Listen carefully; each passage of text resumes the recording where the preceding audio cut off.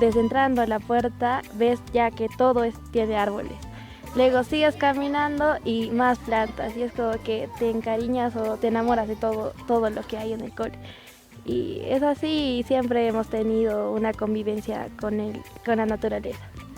Kausai en quechua quiere decir vida y es el proyecto que incluye todo el trabajo ambiental del Colegio Pugliasunchis. En Kausai nos proponemos crear conciencia ambiental para la construcción de aprendizajes, el desarrollo de habilidades y actitudes para respetar, cuidar y conservar la naturaleza y tratar adecuadamente el medio ambiente.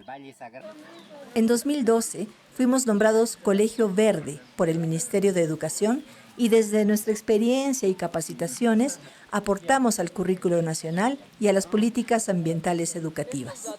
Aquí se trabaja en realidad, en esta zona trabaja más lo que es primaria y secundaria, pero por inicial tienen su propia chacra, cosa que desde 4 años empiezan a trabajar con lo que es la tierra y la naturaleza. Con frecuencia recibimos a otros colegios e instituciones interesados en conocer nuestra propuesta. Son los propios estudiantes quienes conducen lo que llamamos el camino ecológico. A través de estas visitas, los chicos comparten el trabajo de Kausai en el colegio. En el recorrido, los visitantes descubren el vivero de árboles, el cultivo de hongos, el taller de plantas medicinales y las áreas verdes del colegio en general. Si no cuidamos la naturaleza y seguimos contaminando con diferentes productos de bolsas o químicos de diferentes tipos, al final nosotros sí nos vamos a terminar arruinando por nosotros mismos. La enseñanza pasa por los conocimientos ancestrales andinos, a los que también se incorporan saberes de otras culturas y de la ciencia formal. La cosmovisión andina considera cada parte del medio ambiente con mucho cariño. La siembra, por ejemplo, tiene siempre un ritual de ofrenda y cada semilla es tratada con amor. Queremos que nuestros niños aprendan de esta visión.